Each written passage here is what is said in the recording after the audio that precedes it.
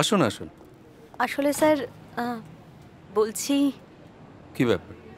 Any tension? মিমির শরীর ঠিক আছে তো? না না, মিমির শরীর ঠিক আছে। অ্যাকচুয়ালি আজকে দিদির মেয়ের জন্মদিন, তাই একটু তাড়াতাড়ি বেরোতে চাইছিলাম।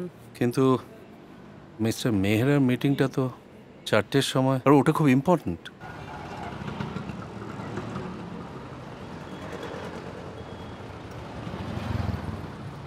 হ্যালো বৈশাখী। হ্যাঁ জামাইবাবু বলুন। বলছি তুমি কি অফিসে আছো না বেরিয়ে গেছো? এই জাস্ট বেরোচ্ছি। তাহলে কাজ করো, তুমি অফিস থেকে বেরিয়ে একটু এগিয়ে এসো, আমি তোমায় পিক আপ করে নিচ্ছি। তুমি আর আমি এক জায়গায় একটু বসবো, আমার একটু দরকার আছে তোমার সঙ্গে। ঠিক আছে জামাইবাবু, আসছি। ওকে, এসো।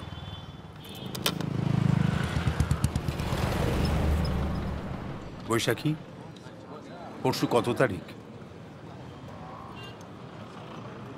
দেখো, আমি ভুলে গেলেও তুমি কিন্তু আজ অব্দি রিম্পির জন্মদিন কখনো ভুলোনি।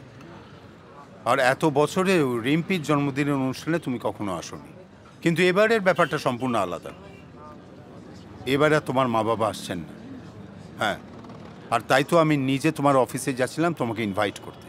মিমিকে নিয়ে অবশ্যই তোমায় আসতে হবে। বাবা মা আসছে না কেন জামাইবাবু? শরীর খারাপ? আরে না না, শরীর খারাপ হবে কেন? তোমার বাবার কিছু ছাত্র বিদেশ থেকে আসছে, বোধহয় কোনো সম্বর্ধনার ব্যাপার আছে। ও ঠিক আছে, অন্য কোনো সময় যাব। আসলে সেদিন দিদি... আচ্ছা বৈশাখী, তোমার দিদিকে কি তুমি আজ নতুন দেখলে? তুমি জানো না যে তোমার দিদির মাথা গরম হলে কি ভয়ঙ্কর আকার নেয়?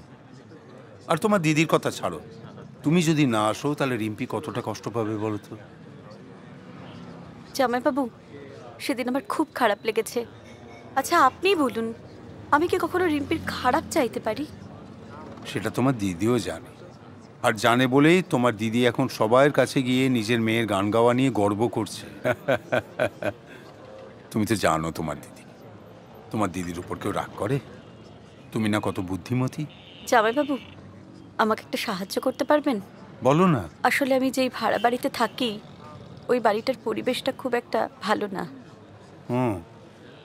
কি অসুবিধে বলো তো? আর বলবেন না, যে 3জন আমার পাশে থাকে তার মধ্যে একজন হচ্ছে বদ্ধ মাতাল, আর একজন হচ্ছে তোলাবাজ গুন্ডা, আর একজন তো উফ ছাড়ুন। জামাইবাবু, আমি না মিমিকে ওই পরিবেশে মানুষ করতে পারবো না। আপনি যদি আমাকে একটা ভালো পরিবেশে একটা ছোট ফ্ল্যাট খুঁজে দিতে পারেন। হ্যাঁ, তুমি আমাকে অফ হ্যান্ড কথাটা বললে তো, ঠিক আছে, আমি দেখি আমি কি করতে পারি। আমার খুব উপকার হয়। এবার কি কথা? উপকার বলছো কেন? এটা তোমার ডিউটির মধ্যে পড়ে। আমি তো তোমার কত কাছের, তাই না? মিমি, তাড়াতাড়ি খেয়ে নাও সোনা আমার। কালকে আমরা সন্ধ্যাবেলায় কোথায় যাব? রিম্পি দিদির বার্থডেতে, তাই না? যাবে না? কি মজা হবে। আসবো স্যার? আসুন আসুন। আসলে স্যার বলছি... কি ব্যাপার? Any tension? মিমির শরীর ঠিক আছে তো? না না, মিমির শরীর ঠিক আছে। অ্যাকচুয়ালি আজকে দিদির মেয়ের জন্মদিন, তাই একটু তাড়াতাড়ি বেরোতে চাইছিলাম। কিন্তু মিস্টার মেহরার মিটিংটা তো 4টের সময়, আর ওটা খুব ইম্পর্ট্যান্ট। স্যার আমি অফিসের কাজ মিটিয়েই বেরোবো। So nice of you. Thank you sir.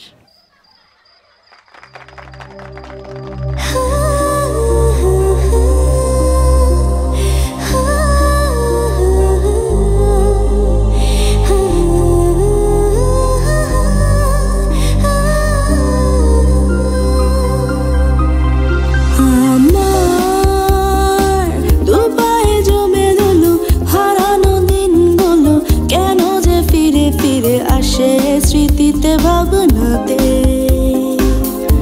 স্মৃতিতে ভাবনাতে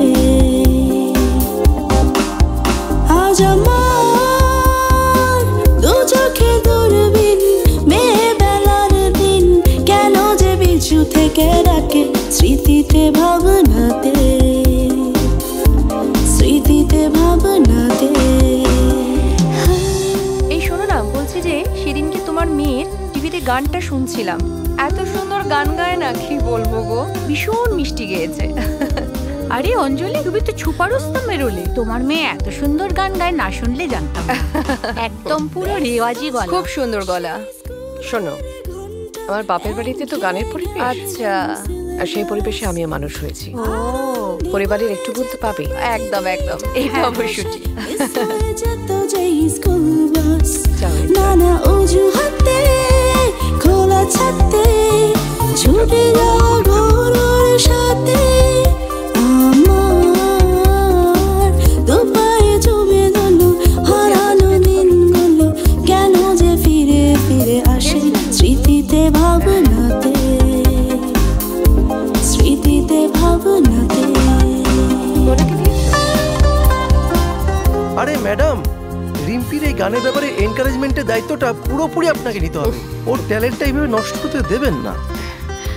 আমি তো ওকে নিজের হাতেই তৈরি করেছি, এখন সবার কাছে প্রশংসা পাচ্ছি, এটাই ব্যস্ততা ব্যস্ত ছিল, ভালো ভালোই ছিল অনুশাসন, অঙ্কের খাতা বড় নানা ছবি হাবি যাবি দুষ্টুমিতেই পাকা আসুন, হঠাৎ ভয় পেলে মার করলে মুখ লুকোনো মাঝরাতে আমার দুপায়ে জমে ধরলো হারানো দিনগুলো কেন যে ফিরে ফিরে আসে স্মৃতিতে ভাবনাতে